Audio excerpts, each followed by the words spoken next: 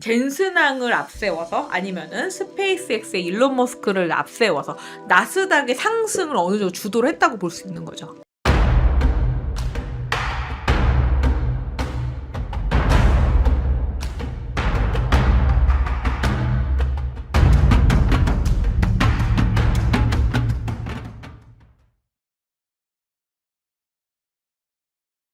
안녕하십니까 선생님. 안녕하십니까, 만사입니다. 반갑습니다. 반갑습니다. 선생님이 말씀을 해주셨죠. 네. 사실 돈을 벌고 싶으면은 지금 미국장보다는 한국장에 주목을 해라. 그렇죠. 그럼에도 사실 미국장을 하시는 분들이 굉장히 또 많이 있으신 것 그렇죠. 같아요. 네. 흔히 성악겜이라고 그렇죠. 말하는데 웃지 못하는 날이었을 것 같습니다. 네. 미국 3대 지수가 하락하는 장으로 마감을 했고요. 사실 지금 S&P 500 그리고 나스닥 그리고 다우 지수 전부 다 하락을 하고 있는 상황입니다. 네. 일단 하반기 보셨을 때 미국 시장은 어떤 흐름으로 흘러갈까요? 자, 우리나라가 지금 ADR 상장을 지금 하이닉스만 했잖아요. 지금 삼성도 할 예정이고요. 현대도 하게 됩니다. 그 얘기는 즉슨 코스피 시장이 굉장히 커지고 있다는 얘기예요. 그래서 자금의 유출과 유입 속도가 굉장히 빨라지고 있고요. 전체적으로 외국인들이 많이 들어오는 추세로 갈 건데 그것이 나스닥으로 예전에 움직였던 서학개미가 어떻게 보면 이제 배당금 관련 이슈도 있고요. 대출 관련 그리고 미수금 관련 그리고 ETF 관련 시장이 요동친 부분에 대한 불안감이 어느 정도 반영됐다고 봅니다. 그래서 그런 부분 때문에 서학개미가 나스닥 쪽으로 가지 않고 나스닥에 있던 걸 빼서 만약에 코스피로 움직인다면 굉장한 이변이 일어나겠죠. 네, 사실은 지금 트럼프 정부가 들어서서 트럼프 대통령이 굉장히 정치를 잘하고 있는 겁니다. 사실은 나스닥은 지금 원래는 AI 빅테크 기업에 어느 정도 하락세를 지금 예측을 했고요. AI도 예측을 했었을 겁니다. 그래서 AI가 분석한 거에 의해서도 어떻게 보면 빅테크 기업이 매출을 순수로 낼 수 없기 때문에 아무래도 하락 구조로 갈 수밖에 없었지만 젠슨항을 앞세워서 아니면은 스페이스X의 일론 머스크를 앞세워서 나스닥의 상승을 어느 정도 주도를 했다고 볼 수 있는 거죠. 그래서 뭔가의 상장을 통해서 블랙홀처럼 돈을 빨아들인 것도 있던 거죠. 그래서 나스닥이 지금까지 건재는 했었는데 이제 저달러 기저와 그리고 그 가상화폐가 어느 정도 입법이 되게 되면 저달러로 갈 수밖에 없거든요. 그랬을 경우에는 코스피 쪽으로 더 몰릴 가능성도 높죠. 사실은 우리나라가 지금 환율이 안 떨어진 구 중에 하나가 1, 2위 중에 하나가 어떻게 보면 서학개미가 나스닥에서 투자를 계속했기 때문이에요. 그러니까 우리나라의 그 외화 반출에 대한 그런 규모가 굉장히 큽니다. 그래서 미국하고 우리나라는 거의 상생 구조로 갈 수밖에 없고요.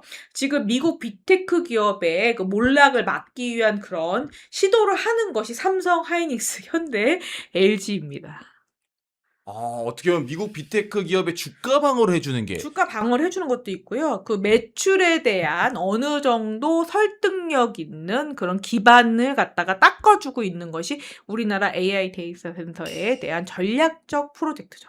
사실 선생님이 말씀하신 것처럼 지금 미국 빅테크 기업이 웃을 수만은 없는 상황이에요. 그렇죠. 구글이 굉장한 실적 발표를 했음에도 이렇다 할 상승 가도인 주가를 반영하지 못했고요. 그렇죠. 왜 실질적인 게 안 보이니까요. 그리고 최근에 있었던 테슬라, 네. 그리고 선생님이 영상으로 다뤄주었던 IBM이 그렇죠. 굉장한 주가 폭락, 그리고 기대에 못 미치는 이 예상치의 수익을 발표를 했기 때문에 미국 빅테크 기업이 사실 예전 같지 않다, 더 이상 믿을 만하지 않다라는 말도 나오고 있습니다. 그렇죠. 팔란티어도 그렇고 전체적으로 힘을 못 쓰고 있는 건 사실입니다.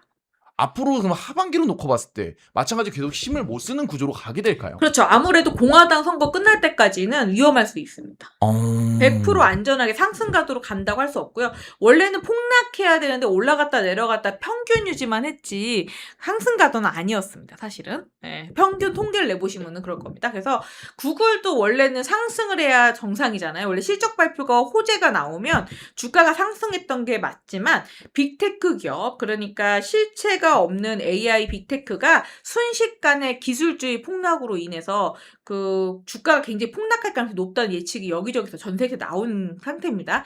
그래서 그 자구책으로서 대한민국을 선택했던 거고 AI 데이터 센터가 증축이 되거나 아니면 어느 정도 실적을 갖다가 그 같이 낼 수 있는 그 소프트웨어나 하드웨어 관련 기업하고 연계가 없으면 하락할 수밖에 없는 구조로 갈 수밖에 없는 거죠. 근데 예전에는 미국에서 그 빅테크 기업끼리 서로 이끌어주는 구조로 갔었습니다. 근데 그게 스페이스X가 상장했다가 하락이 되게 컸었잖아요. 그쵸? 그 부분이 아무래도 신뢰성 문제에서 어느 정도는 좀 많이 영향을 미친 것으로 예상이 됩니다. 사실 미국의 빅테크 기업 얘기를 하면은 스페이스X를 빼놓을 수 없을 것 그렇죠. 같습니다. 선생님께서 한 3개월 정도는 지켜보고 들어가라라고 말씀을 그렇죠. 했는데 상장과 동시에 지금 30% 이상 하락을 했고 그렇죠. 반등을 할 거라고 했지만 지금 반등을 하지 못하고 힘을 못 쓰고 있는 상황입니다. 그렇죠. 그래서 뭐 테슬라 관련해서 이슈가 다시 나온다든가 스페이스X 관련해서 우주 산업이 아니라 우주 항공 사업이 아니라 6G나 5G 실질적인 데이터 센터에다가 돈을 쏟아붓는다는 기사가 나오지 않는 이상 주가가 반등하기 쉽지 않을 겁니다. 선생님이 말한 것처럼 AI가 많은 관심을 받고 있는데요. 네. 실질적으로 AI에 투자되는 금액이 굉장히 많아지고 있다 보니까 그렇죠. 지금 당장 실적은 잘 나오는데 네. AI가 돈이 되냐는 의구심을 하는 전문가들도 있더라고요. 그렇죠. 평준화되거나 아니면은 지금 중국에서 나온 그 키스미 어쩌고 키미 K3죠. 키미 K3가 어느 정도 가격을 깎아먹거나 평준 하향될 수 있다는 거죠. 그러면은 빅테크 기업을 모든 소스를 갖다 종합적으로 벤치마킹한 키미 K3 때문에 여파가 없을 수 없다는 거예요. 어느 정도는. 그래서 중국의 저가 전략 그리고 대량 생산에 밀려서 전체적인 산업 구도가 한 번에 무너질 수도 있는 거거든요. 그래서 앞전에 딥시크가 나왔을 때 굉장히 우려를 많이 했었죠. 그렇지만 발빠르게 대응을 해서 조금 더 선도할 수 있는 AI를 갖다가 만들어내고 조금 더 피지컬 AI 수준으로 끌어올린 게 있기 때문에 어느 정도 버텼다고 보지만 그 다음 단계가 나와 있지 않다는 거죠. 그죠? 그 다음에 주목받을 수 있는 산업이 뭔가가 나오거나 내재되어 있다는 뭔가 가능성이나 연구 결과가 나온다면 모를까. 그게 아니라 힘들 수 있다는 거예요. 그거에 대한 이 빅테크 기업의 흔히 말하는 수익 전망을 확실히 알려줘야 된다는 그죠. 거죠. 기술 개발이 확정되어 있거나 아니면 AI를 뛰어넘거나 AI를 통합하거나 AI를 전체적으로 구도를 잡아서 어느 정도 안정적인 구도의 산업으로 이끌 수 있는 뭔가가 나오지 않는 이상 매출이 계속 나온다는 보장은 없는 거예요. 왜냐하면 대중화되고 나면 자 컴퓨터도 대중화되고 나서 지금 굉장히 가격이 떨어졌죠. 네. 예전에 인텔 같은 경우도 굉장히 잘 나가다가 그 하드웨어와 소프트웨어의 그 중요성이 많이 떨어지면서 가격이 하락했던 겁니다. 그래서 여러 가지 그 뭐 단점도 있고 뭐 영향을 주는 게 많겠지만 전체적으로 봤을 때 AI 데이터 센터가 지어지면서 어느 정도 전략적으로 우위 전략을 갈 수 있는 뭔가가 다시 나와야지만 매출이 보장되는 건 확실합니다. 그럼 하반기 때 그 뭔가가 나올 수 있을까요? 글쎄요, 제가 양자역학 컴퓨터를 지금 또 카드로 꺼내드신 것 같아요, 트럼프가. 그 이유가 그겁니다. 그러니까 AI를 갖다 뛰어넘을 수 있는 거 양자역학으로 본 것 같아요, 제가 볼 때는. 그래서 그 정도 시장 규모 아니면 그 정도 실현 가능성에 대한 정확한 기술이 제시되지 않는다면은 위험한 거죠. 그러면 우리 만보기 분들은 또 코스피를 굉장히 많이 하시니까 네. 궁금하실 것 같아요. 네. 이 얘기를 들었을 때 하반기 미국 시장이 밝지만은 않은 것 같은데. 그래서 제가 말씀드렸지만, 제가 예언을 했던 거는 음력 9월 이후에는 위험하다. 나스닥 위험하다. 대신에 음력 12월 이후에는 다시 재건할 가능성이 높다고 말씀드렸습니다. 그 사이 사실 하반기를 대표하는 기관들이잖아요. 네.